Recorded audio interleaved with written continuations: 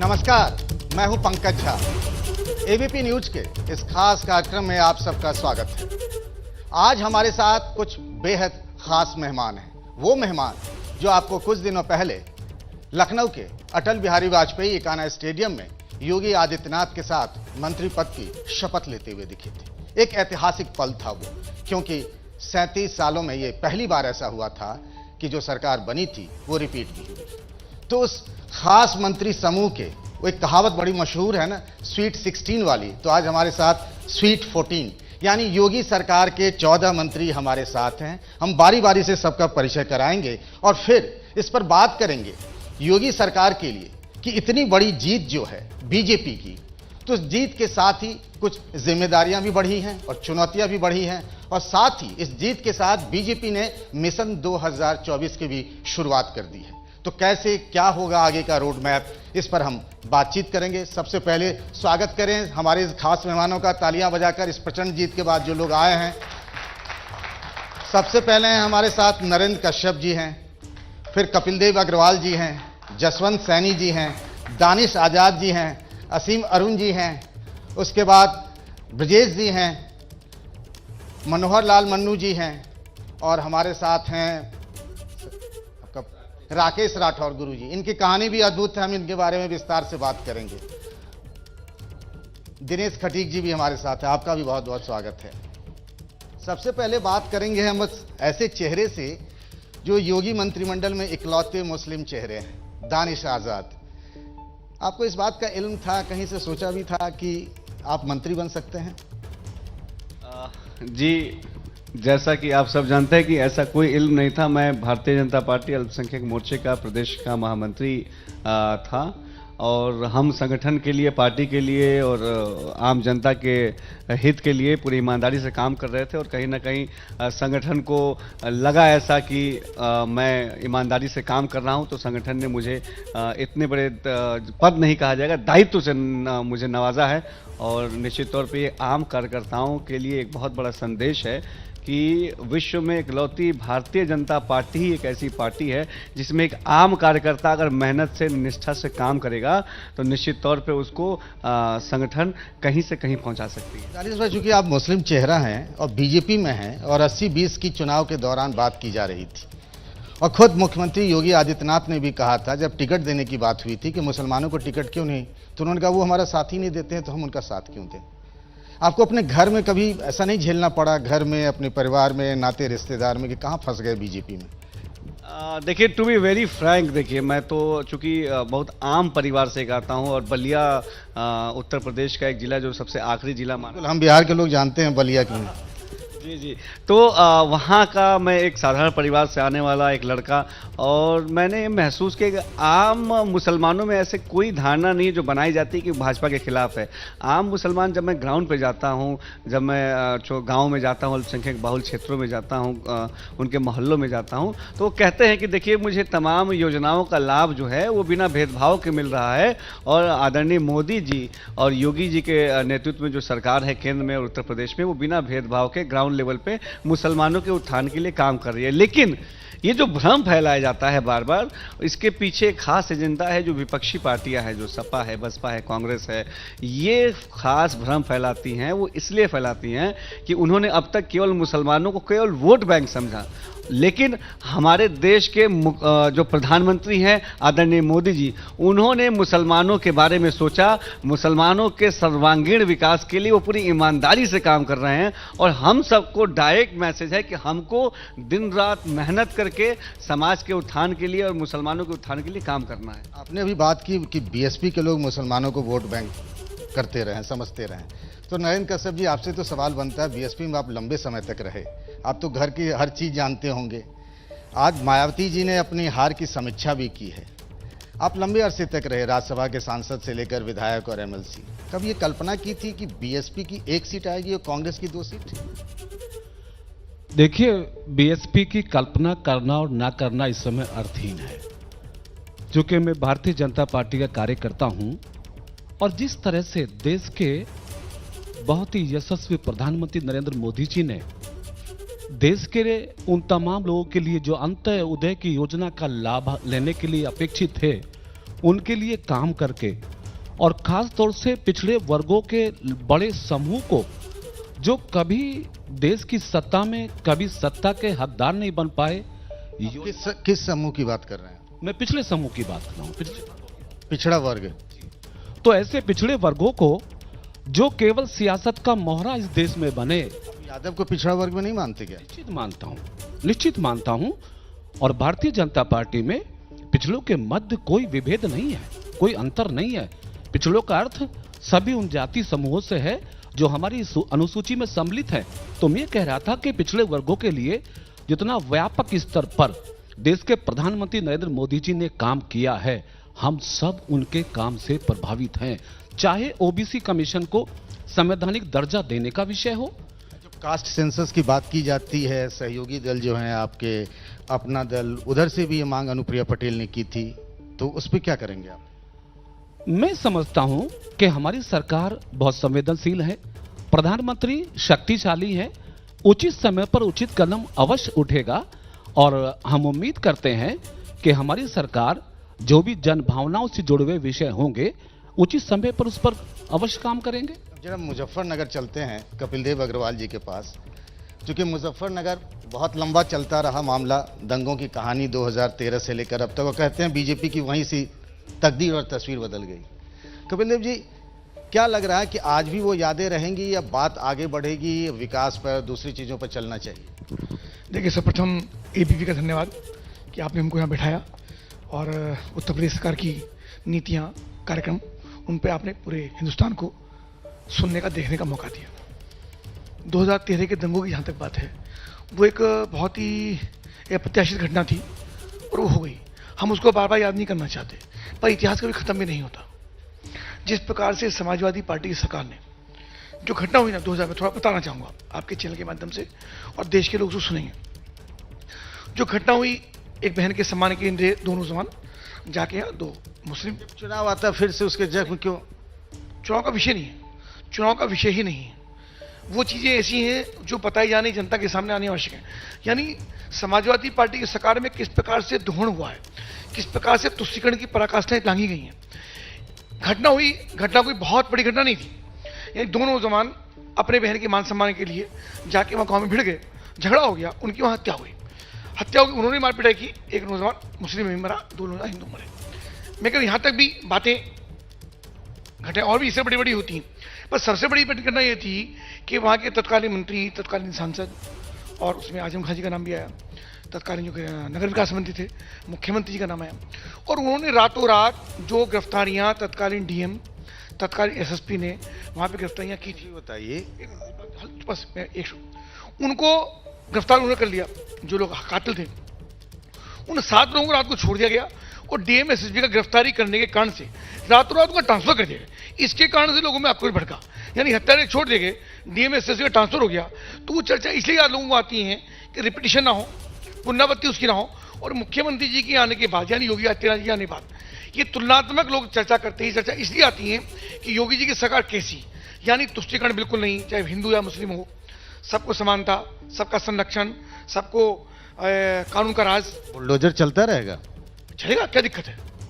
अगर कोई गुंडे करेगा, बुलडोजर 2 प्रकार से चलेगा, विकास का बुलडोजर भी चलेगा। बहुत सारे काम अभी पेंडिंग है, बहुत सारे हाईवेज पेंडिंग है, बहुत सारे काम पेंडिंग है, तालाबों की सफाई हो रही है, वही बुलडोजर से होती है, जेसीबी मशीन से होती है। और जो गुंडे करते हैं, बदतमीजी करते हैं, समाज में आतंक फैलाने का काम करते हैं, उनके ऊपर भी चलेगा। जो गुंडे का संरक्षण करेगा, उन सबका भी इलाज होगा और विकास का भी काम होगा। इलाज भी होगा और विकास भी होगा। जसवंत सैनी साहब, सहारनपुर से आप हैं, धर्म सिंह सैनी को आपने कुछ सुझाव नहीं दिया था? मेरा सुझाव दिया था, मैं पहले भी कहा था। उन्होंने बहुत बड़ी बड़ी बातें कही हैं कि मेरे सामने योगी जी आ जाएं, मेरे सामने केशव जी आए, दिनेश शर्मा जी आए, फला आए, और मैं जनता में मेरा इतना बड़ा ओहदा है, मेरा धमक है, मैं चुनाव को निश्चित रूप से जीतूंगा। तो उस समय मैंने भी कहा था, मुझे आप पत्रकारों ने पूछा था, मैंने कहा था जिसे इस दारुण दुख देहू उसकी मति पहले ही हर लेहू। इनकी मति हरी गई है, बड़ी बड़ी बात कर रहे हैं, निश्चित रूप से हारेंगे। वो हार गए। तो इस चुनावी नतीजों के बाद उनसे बातचीत हुई, आपने कुछ पूछा हालचाल? मेरी चुनाव में बात नहीं हुई, जब वो हमारे साथ थे बात की, जब हमारे साथ नहीं क्यों बात करेंगे? सहारनपुर में इस बार समाजवादी पार्टी ने बड़े प्रयोग किए। इमरान मसूद जैसे मुस्लिम चेहरे को भी टिकट नहीं दिया, सब जतन कर लिए, और फिर भी धर्म सिंह सैनी प्रतीक थे, कह रहे थे दलित, शोषित, वंचित, पिछड़ों का सम्मान नहीं है बीजेपी में, और नतीजे कुछ और ही आ गए। देखिए, सहारनपुर जिला हो या पूरे उत्तर प्रदेश का कोई और भी जिला हो, सब जगह चुनाव केवल 5 साल जो सरकार उत्तर प्रदेश के अंदर चली पूज्य योगी आदित्यनाथ जी महाराज के नेतृत्व में, जनता में उनका पूरा भरपूर विश्वास था, और जनता ने सरकार का जो विश्वास था उसको कायम किया, उस पर मतदान किया। जन कल्याणकारी योजनाएं हो, चाहे कानून की व्यवस्था हो। जब हम चुनाव में गए, हमने लोगों से पूछा कि 5 साल के अंदर कोई गांव का किस, मैंने कम से कम 300 से ज़्यादा कार्यक्रम किए, और मैंने पूछा लोगों से कि आप ये बताइए कि आपने 5 साल में कच्चे बनवाने वाला कोई बदमाश देखा क्या? जनता ने कहा नहीं। सरिया मार कोई दिखाई दिया क्या? नहीं। कान से कुंडल तोड़ने वाला कोई गैंग गिरोह दिखाई दिया क्या? नहीं। अपहरण देखा क्या? नहीं। उत्तर प्रदेश के अंदर कहीं कानबाई दिखाई दी क्या? नहीं। तो फिर वोट कहाँ देंगे? उत्तर प्रदेश के अंदर ये बताइए, तो पश्चिम यूपी में जैसा योगी जी ने कहा था कि गर्मी में भी शिमला बना देंगे, ठंडी, तो ठंडी ही हो गई क्या? जैसा उन्होंने कहा वैसा होगा। मुख्यमंत्री कोई बात कहते हैं, उसकी योजना पहले बनाते, कहते बाद में है, इंप्लीमेंट उसका होगा। अब देखिए, काम अपना शुरू हो गया है। मुजफ्फरनगर में किराना है जो बहुत चर्चा में रहता है, उसके भी 11 लोगों ने सरेंडर किया है, गले पट्टा डाल के, हम अपराधी हैं, हमको माफ़ कर दो, हम समर्पण करना चाहते हैं, हमको जेल भेज दो और हमको माफ़ कर दो। आप ये बात कह रहे हैं ना, तो असीम अरुण साहब मुस्कुरा रहे हैं, कुछ लिख भी रहे हैं, तो मैं सोचा कि उन्हीं से बात कर लें। मामला पुलिस का, अपराधी का, लॉ एंड ऑर्डर का आ रहा है। असीम जी, ये नया रोल जो है आपका, आईपीएस अधिकारी से नेता वाला, कपड़े तो आपके बिल्कुल नेता वाले, अभी पैजामा कुर्ता जो बगल में है, ब्रजेश जी भी हैं, दानिश भाई भी, ये लोग नहीं पहने, आपने अभी भी वही रखा है। क्या बदलाव आ गया असीम अरुण की जिंदगी में, एक आईपीएस अधिकारी से एक नेता होने के नाते? मिशन वही है, लेकिन काम करने का तरीका थोड़ा सा बदल गया। मिशन है राष्ट्र निर्माण में अपना योगदान करना। राष्ट्र निर्माण का जो काफिला है उसमें कोई भाई बंधु पीछे ना छूट जाएं, यानी सामाजिक न्याय का भी ध्यान रखा जाए। ये मिशन पुलिस में भी था और अभी भी है। पुलिस एक बहुत ही महत्वपूर्ण महकमा है जो बहुत प्रभावी है, लेकिन शासन सरकार सभी कुछ है, यहाँ पे कुछ बचता नहीं है, सब कुछ, सारी जिम्मेदारियाँ अब विधायक के रूप में मेरे क्षेत्र में मेरे पास हैं, मंत्री के रूप में जितनी जिम्मेदारी होगी वो होगी, लेकिन तरीका थोड़ा बदल जाता है। पुलिस एक अनुशासित विभाग है जहाँ पे आदेश पे ही सारे काम हो जाते हैं। हमारा साथी कई बार वो हमारे आदेश से सहमत नहीं भी होता है, फिर भी जाके काम कर देता है, लेकिन ज़्यादा अच्छा तरीका होता है अनुरोध का, लोगों को संतुष्ट करके, जब मन से लोग संतुष्ट होते हैं। राजनीतिक पार्टी एक स्वयं सेवकों का समूह है, यहाँ पे आदेश से काम नहीं चलता, अनुरोध से काम चलता है। और सरकार में भी जो नॉन पुलिस डिपार्टमेंट से आदेश भी चलता है, लेकिन अगर हमारी नीति, हमारा समझाने का तरीका ऐसा है जो लोगों के हृदय में जा रहा है, मन से काम कर रहे हैं, तब फिर बहुत ही सुखद परिणाम मिलते हैं। तो ये थोड़ा सा परिवर्तन है। और हाँ, अब वर्दी पहनने का सौभाग्य नहीं है, लेकिन जो वेशभूषा अभी भी है वो भी बहुत अच्छी है, और नए रोल में नए कायदे से काम करने की तरीके सीख रहा हूँ। ये आप पहली बार विधायक बने, बड़ी डिफिकल्ट सीट थी कन्नौज की, जो कि 2017 के बीजेपी के प्रचंड लहर में भी वो बीजेपी सीट नहीं जीत पाई थी, आपने जीती वो सीट। अब ये सवाल उठता है कि कहा जा रहा है कि आप जिस समाज के हिस्से के हैं, उस समाज का वोट आज तक बीएसपी को मिलता रहा है। अब ये चुनौती है कि क्या वो बीजेपी को मिल पाएगा, तो क्या लगता है ये शिफ्ट हो पाएगा, और असीम अरुण उस रोल में कहाँ फिट बैठते हैं कि वो कर पाएँ? निश्चित रूप से अगर हम बीएसपी के वोट की बात करें तो वो बहुत हद तक ऑलरेडी शिफ्ट हो चुका है और पूरा हो जाएगा, लेकिन उससे ज़्यादा बड़ी बात है जो मैंने कन्नौज के आंकड़ों का विश्लेषण किया और पूरे प्रदेश के आंकड़ों का विश्लेषण करें तो भारतीय जनता पार्टी को हर सामाजिक समूह का वोट मिला है, कहीं कम कहीं ज़्यादा हो सकता है, लेकिन ये लोकतंत्र की परिपक्वता की निशानी अब दिख रही है। जो मोदी जी का विजन है विकास का, इस बार के चुनाव का विश्लेषण करें तो सबसे बड़ी बात यही दिखती है कि वोट राष्ट्र सम्मान, सुरक्षा और विकास के मुद्दों पे लड़ा गया और इसी पे वोट पड़े। हर समाज ने, हर समुदाय ने वोट दिया, हर धर्म में वोट दिया। कम ज़्यादा होना भी चाहिए, क्योंकि जब भी किसी ने लोकतंत्र में एक ग्रुप को अपना गढ़ समझ लिया तो बस प्रॉब्लम हो गई। और भारतीय जनता पार्टी ऐसी गलती कभी नहीं करती है। आज हम कन्नौज में जीते हैं, लेकिन और हम 5 विधायक हैं, हमारे सांसद वहाँ पे हैं, लेकिन हमारा गढ़ नहीं है। हम हर बार उतनी मेहनत करेंगे, उसी प्रकार अनुरोध करेंगे और अपने काम से संतुष्ट करेंगे, ना कि हम जाति साध करके कहें कि ये हमारा गढ़ हो गया। एक सवाल और है, पिछली सरकार में कई मंत्रियों से बातचीत होती थी तो उनकी पीड़ा होती थी ये कि अधिकारी उनकी बात नहीं सुनते हैं, ब्यूरोक्रेसी का प्रभाव ज़्यादा है। आप खुद ब्यूरोक्रेट रहे हैं, आपके सामने ये समस्या आएगी तो कैसे हैंडल करेंगे?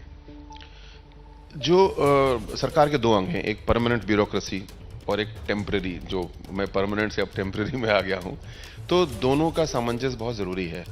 परमानेंट जो है उसका अनुभव है और प्रक्रिया समझते हैं, और हम लोग जो लोकतंत्र से चुने गए हैं, हमारे पास शायद उतनी प्रोसीजर की विशेषज्ञता ना हो, लेकिन जो जनता की आकांक्षाएं हैं वो हम बेहतर समझते हैं।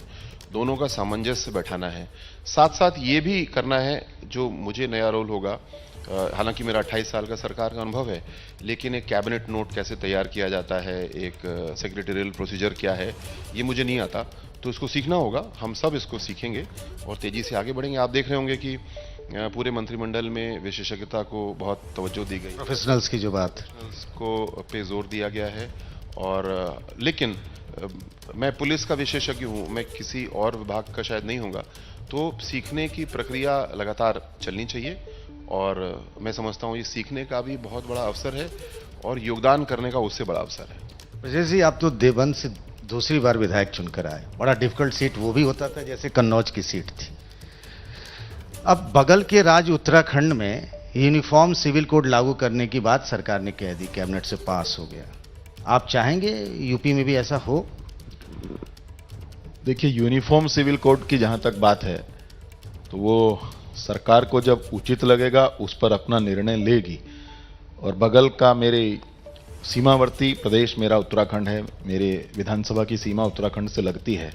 लेकिन आपको इस बात से तो संतोष हम सबको, उत्तर प्रदेश की 25 करोड़ जनता को भी और उत्तराखंड की भी, आप ही के बहुत से मीडिया चैनल्स ना उत्तराखंड में चुनाव एग्जिट परिणाम आने से पहले हमारी सरकार को बहुत नज़दीक के मुकाबले में दिखा रहे थे, उत्तर प्रदेश के अंदर भी। लेकिन दोनों प्रदेशों के जनमानस ने हमारी देश के राष्ट्रीय नेतृत्व आदरणीय प्रधानमंत्री नरेंद्र मोदी जी के नेतृत्व में और उत्तर प्रदेश में योगी जी के नेतृत्व में प्रदेश की जनता ने एक विश्वास व्यक्त हमारी सरकार के अंदर किया है। और आप ही ने अभी चर्चा में कहा कि 37 साल का इतिहास दोहराया गया है, तो 37 साल का इतिहास तभी दोहराया जा सकता है जब पिछले 5 वर्षों में सरकार ने परफॉर्मेंस दी हो और डिलीवरी दी हो। और जैसा अभी असीम भाई ने कहा कि हम सब लोग, जो नई टीम आदरणीय योगी आदित्यनाथ जी के नेतृत्व में बनी है, हम सब लोग जो जो जिम्मेदारियां हमें दी जाएंगी उस पर लगातार निरंतर नया सीखने के साथ साथ अपनी परफॉर्मेंस और डिलीवरी पे ध्यान देंगे। और फिर से हम तो आज ही कह सकते हैं कि हम फिर से एक बार भारतीय जनता पार्टी का परचम आगे आने वाले चुनाव में इसी प्रकार लहराते रहेंगे। ये आपकी सरकार बहुमत वाली सरकार है, तो क्या ये माना जाए कि देवबंद अब देववृंद हो जाएगा जिसकी आप मांग करते रहे? देखिए, इलाहाबाद को प्रयागराज हमने किया और फैजाबाद को अयोध्या भी हमने किया। उस सब के जितने तथ्यात्मक विवरण मेरे पास थे वो मैंने माननीय मुख्यमंत्री जी को पिछले समय में ही सौंप दिए थे और ये सरकार का विषय है, जब उनको उचित लगेगा उसको कर देंगे। लेकिन हमारी जितनी भी अब आगे गति बढ़ने वाली है, जिस प्रकार पिछले 5 वर्षों के अंदर हमने डबल इंजन की सरकार में प्रदेश को एक विकास के नए आयाम दिए हैं, हमारा मूल उद्देश्य प्रदेश की 25 करोड़ जनता को आदरणीय योगी आदित्यनाथ जी के नेतृत्व में उन सारी योजनाओं का, समाज के अंतिम पायदान पर खड़े व्यक्ति को उसका योजनाओं का लाभ देना और जितनी हमारी योजनाएं हैं उन सबको सुचारू रूप से क्रियान्वित करना, यही सरकार का मुख्य उद्देश्य। मैं देख पा रहा हूं कि बीजेपी के तो लोग हैं, सहयोगी दल निषाद पार्टी के अध्यक्ष खुद यहाँ मौजूद हैं, संजय निषाद जी। स्वागत है आपका निषाद जी। तो आप कैबिनेट मंत्री बन गए, अब मुझे एक बात बताइए कि अगला मिशन क्या है लोकसभा चुनाव का? बीजेपी कह रही है 75+, बिना आपके कोरम पूरा होगा क्या? हम लोग साथ में हैं, हम लोग 403 पर लड़े, पूरा हुआ। आपने देखा होगा प्रचंड बहुमत आई है। उसी तरीके से हम लोग पूरे उत्तर प्रदेश में जितनी सीटें हैं, उसके अलावा भी जो बगल के प्रदेश हैं, बिहार हैं, झारखंड हैं, छत्तीसगढ़, मध्य प्रदेश हैं, यहाँ भी हमारे प्रभाव हैं, वहाँ भी जाएंगे और वहाँ भी बीजेपी को जिताएंगे, एनडीए की भी सरकार लाएंगे। आप कह रहे हैं कि अब आप यूपी के आगे भी जाने की बात कह रहे हैं, पहली बार कि आप अगल बगल के राज्यों में भी आप जाएंगे, वहाँ से इन्वारी करेंगे विपक्ष में? नहीं, वहाँ भी पहले भी मैं चुनाव लड़ चुका हूँ, छत्तीसगढ़ में भी, मध्य प्रदेश में भी और झारखंड में भी। ऐसी स्थितियों में वहाँ हमें कोई सेधमारी नहीं करना, पहले से मेरा संगठन है और वहाँ संगठन है और हमारा समुदाय पिछली सरकारों ने उन्हें बहुत उपेक्षित रखा है, तो उन्हें निश्चित रूप से सही संदेश देकर, सही दिशा देकर भारतीय जनता पार्टी के साथ उनका जोड़ना मेरा कर्तव्य बनता है।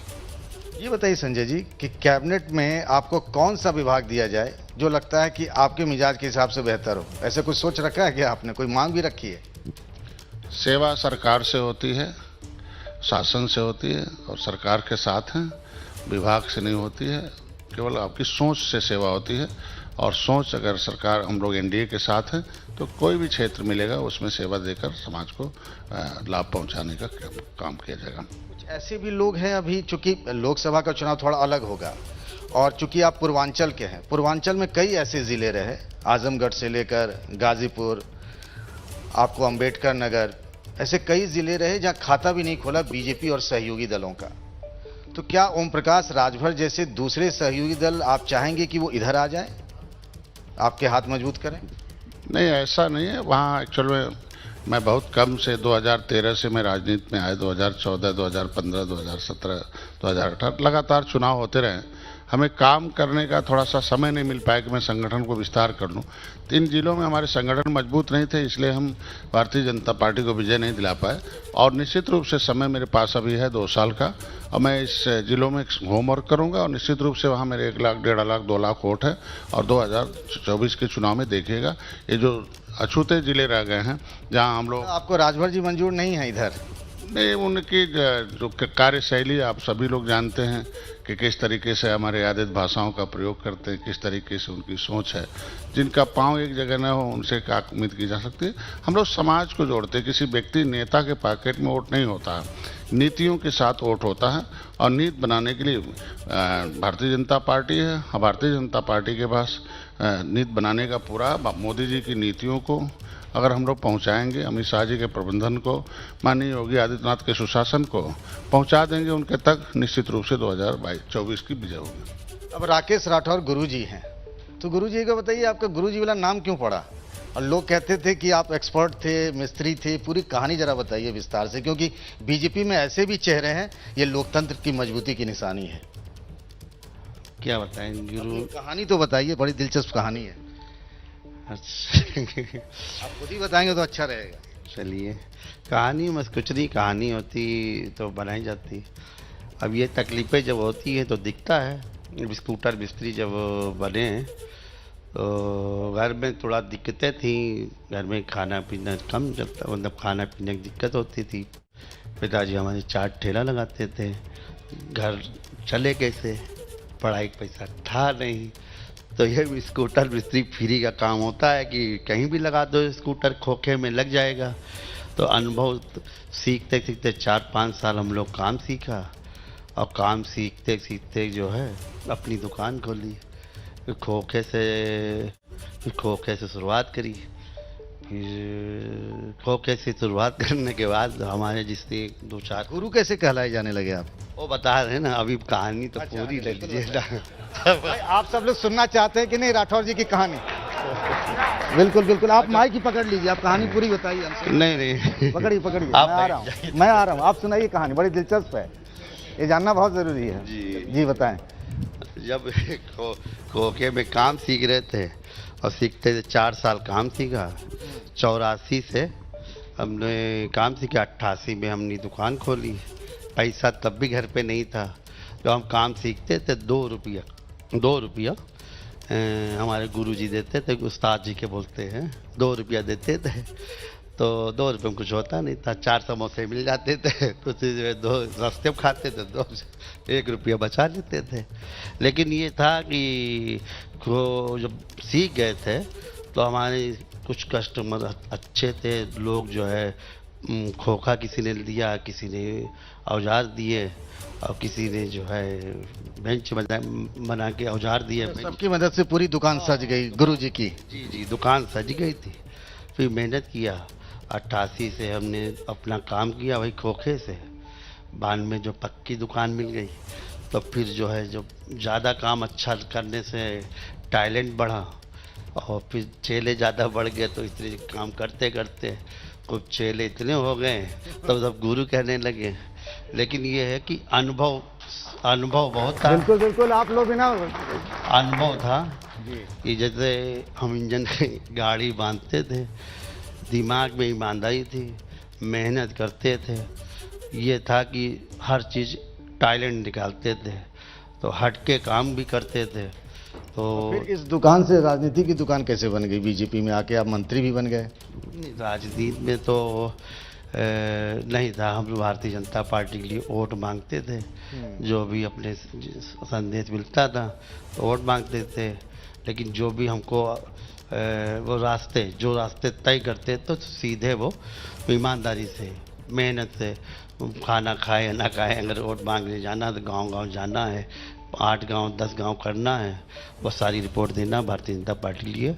मैंने 14 से बराबर काम करते रहे। 2014 से जी 14 से बराबर काम करते रहे। माननीय राजेश वर्मा जी का काम किया था। तो अब राठौर गुरुजी अब मंत्री बन गए, तालियां हो जाएं गुरुजी के लिए कि इन्होंने जो काम किया। निषाद जी प्रभावित हुए कि नहीं इनसे? कोहली साहब कैसे हैं आप? बुंदेलखंड के प्रतिनिधित्व कर रहे हैं और बुंदेलखंड की स्थिति, एक जमाना था जब पीने के पानी के लिए लोग तरसते थे।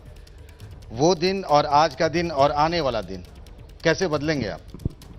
देखिए, मैं सबसे पहले एबीपी के न्यूज़ चैनल को धन्यवाद देता हूं कि आपने यहां बुलाकर के सम्मान किया।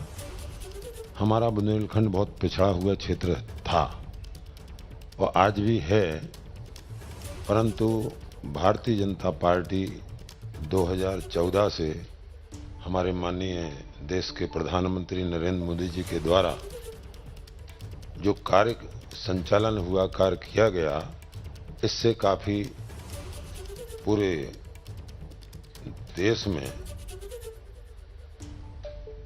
अच्छा विकास का कार्य हुआ।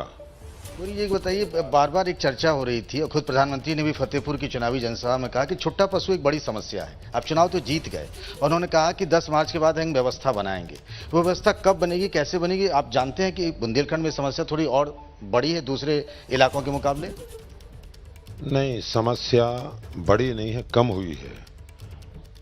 आप ने स्वयं देखा है कि जब से 2017 से हमारे माननीय योगी आदित्यनाथ जी मुख्यमंत्री बने, तब से ये गुंडा राज जो पहले समाजवादी पार्टी के समय में था, सपा बसपा कांग्रेस के समय में था, जो बिल्कुल टोटली ख़त्म कर दिया गया है। जो गुंडे थे वो जेल में चले गए और जो बचे हुए थे वो अपने घर रह रहे हैं। और ज़्यादा जिसने गुंडागर्दी की तो वो सीधा जेल में ही रहे, उनको छोड़ा नहीं गया। इसलिए हमारे मोदी जी, माननीय मोदी जी और योगी जी ने सबका साथ, सबका विकास, सबका विश्वास और सबका सम्मान किया है। हमारी जनता, चाहे वो महिलाएं हों चाहे पुरुष हों, सभी को समान अधिकार दिया है। समान अधिकार, इसमें न जाति पाति का कोई भेदभाव नहीं रखा है और बहुत अच्छे सम्मान से उन योजनाओं को क्रियान्वित करते हुए हम लोगों ने पूरा साथ दिया जनता का, जनता ने हम लोगों का साथ दिया। इसलिए आपके यहाँ हम पधारे और आपने बुलाया, आपका सम्मान मैं करता हूँ। क्यों कि ऐसा देश का प्रधानमंत्री हम खुद कहते हैं और ऐसे देश के माननीय मुख्यमंत्री योगी आदित्यनाथ जी कि आज हमसे जनता कहती है कि भाई हमें तो यही सरकार चाहिए। हम लोग आज सुख की रोटी खा रहे हैं घर पर, गाँव में, देहातों में, हर जगह जो गुंडागर्दी होती थी वो ख़त्म हो चुकी है और आगे चल कर के बिल्कुल ख़त्म हो जाएगी। और जो ग्राम समाज की ज़मीन है या कोई ज़मीन कब्जा किए हुए है, वो कब्जा भी सब बुलडोजर के द्वारा खत्म कर दिया। ये बुलडोजर चलता रहेगा। दिनेश खटीक जी हैं, पश्चिमी यूपी से हैं। खटीक साहब ये बताइए, जो कहा जा रहा था कि पश्चिमी यूपी से समाजवादी पार्टी फंस गई है, मतलब बीजेपी फंस गई है, समाजवादी पार्टी और एक कॉम्बिनेशन आरएलडी और इसका चल जाएगा।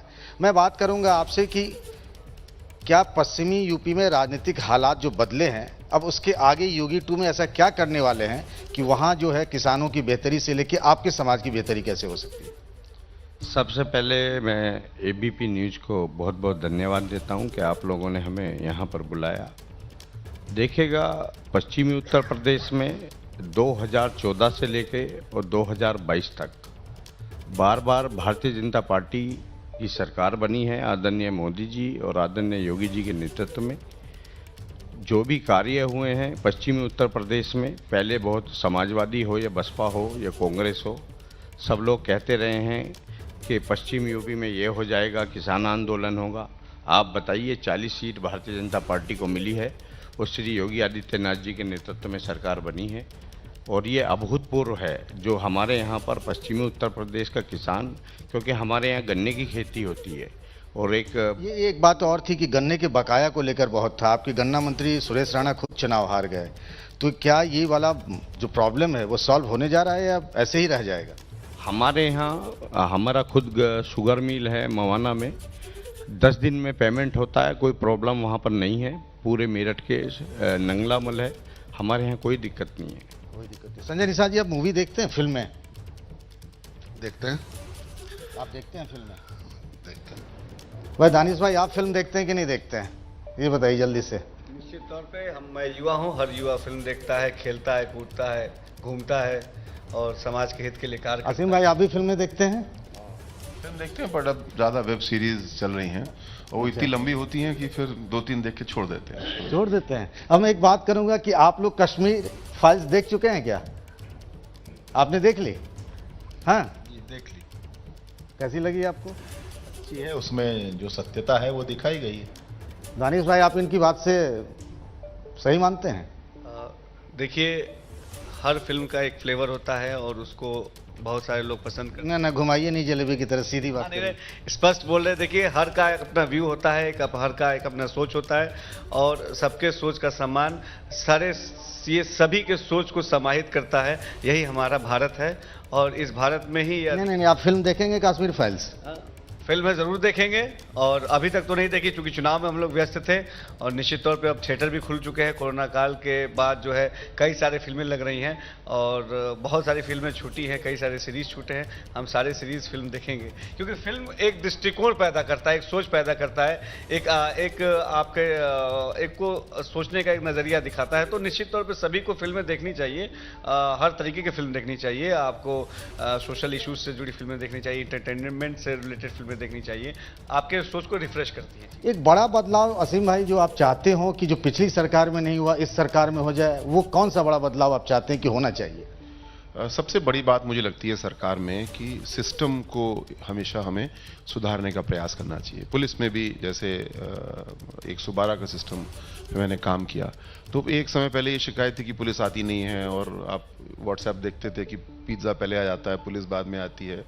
जोक होते थे कि पुलिस फिल्म में हमेशा अंत में आती है। आज उत्तर प्रदेश में पुलिस 7 मिनट में पहुंच जाती है कहीं पे भी फ़ोन करने के बाद, और इसलिए नहीं क्योंकि वहाँ सुपर कॉप्स हैं। एक नॉर्मल कांस्टेबल सब इंस्पेक्टर ये काम करता है क्योंकि एक बड़ी प्रणाली के तहत हम लोग ने काम किया, उसको सुधारा।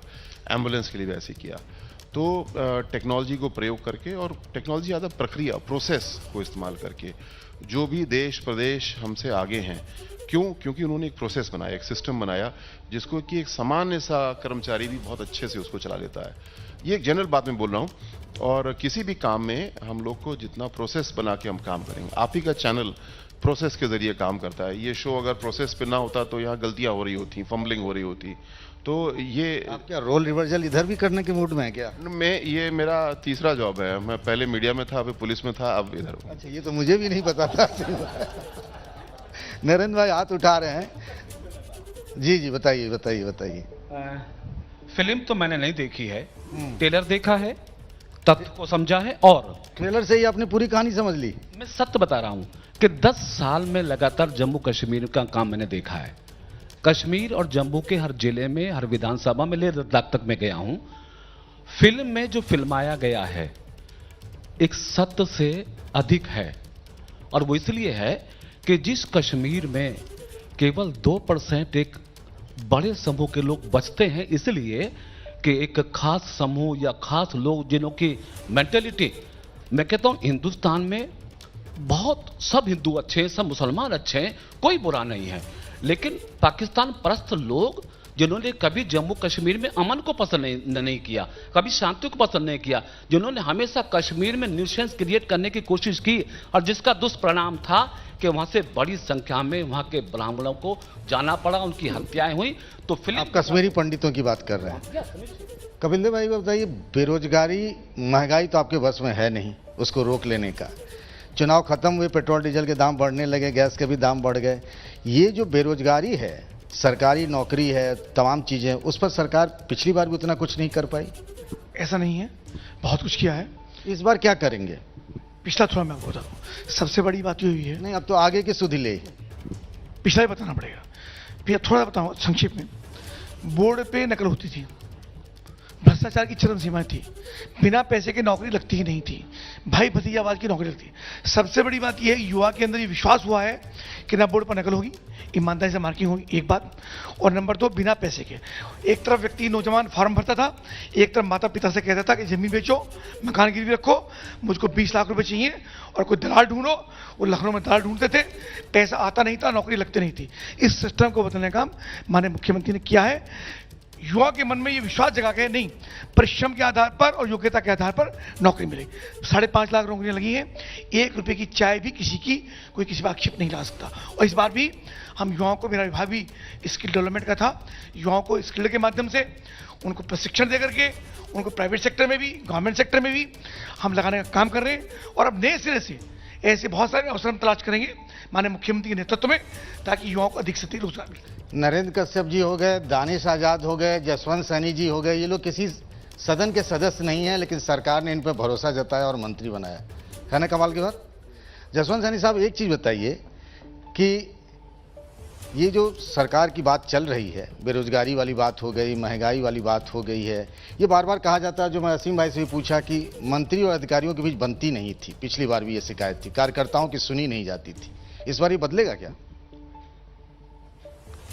निश्चित रूप पहले भी सुनी गई है, ऐसा नहीं है, और इस बार कोशिश करेंगे कि बेहतर तालमेल के साथ काम किया जाए।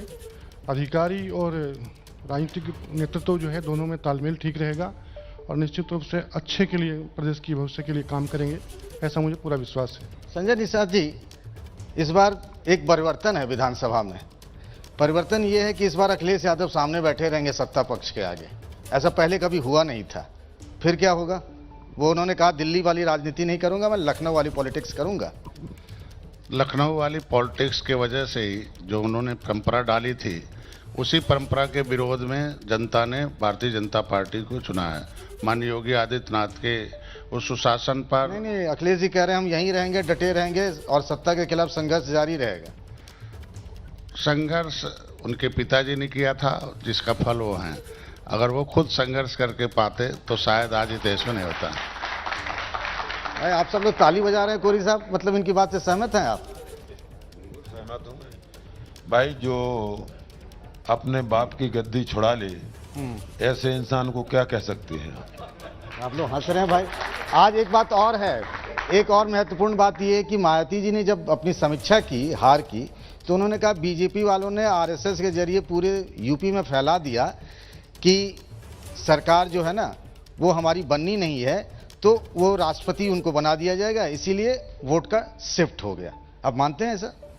नहीं, ऐसा कुछ नहीं है। देखिए, विश्व के सबसे लोकप्रिय नेता हमारे प्रधानमंत्री आदरणीय नरेंद्र मोदी जी हैं, और तो मायावती जी को आप लोकप्रिय नेता नहीं मानते? लोकप्रिय नेता मायावती जी होंगी, लेकिन अगर उन पे अपनी पार्टी नहीं संभली तो हमारे स्वयंसेवी संगठन पर वो इस तरह का आरोप क्यों लगा रही हैं? हमने कोई ऐसा काम नहीं किया। हमने कहा ना, पिछले 5 वर्षों के मुख्यमंत्री योगी आदित्यनाथ। सवाल खटीक जी से भी पूछ लेता हूं, वो बेहतर बताएंगे। मायावती जी जो कह रही हैं, आप क्या कहेंगे? वो आरएसएस वाले घूम घूम के यही बता रहे थे क्या आपके यहाँ? वो अपना, उनका अपनी पार्टी का विवेक है। यदि उनका अपना विवेक है तो इसमें हम कुछ नहीं कह सकते। तो जो कह रही हैं वो सही कह रही हैं? वो अपना विवेक है उनका। राष्ट्रीय स्वयंसेवक संघ पूरी देश में, पूरे विश्व में काम करता है, और हम भारतीय जनता पार्टी के लोग हैं, और हम विश्वास करते हैं आदरणीय मोदी जी की जितनी कल्याणकारी योजनाएं हैं, चाहे वो दलितों के लिए हों, चाहे पिछड़ों के लिए हों, उसका लाभ ही हमारी सरकार को मिले।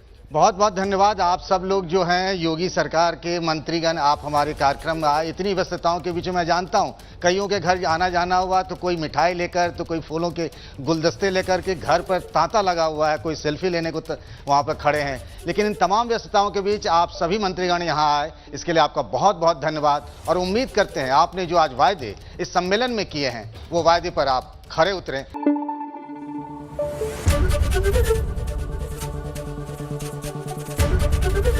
एबीपी न्यूज आपको रखे आगे।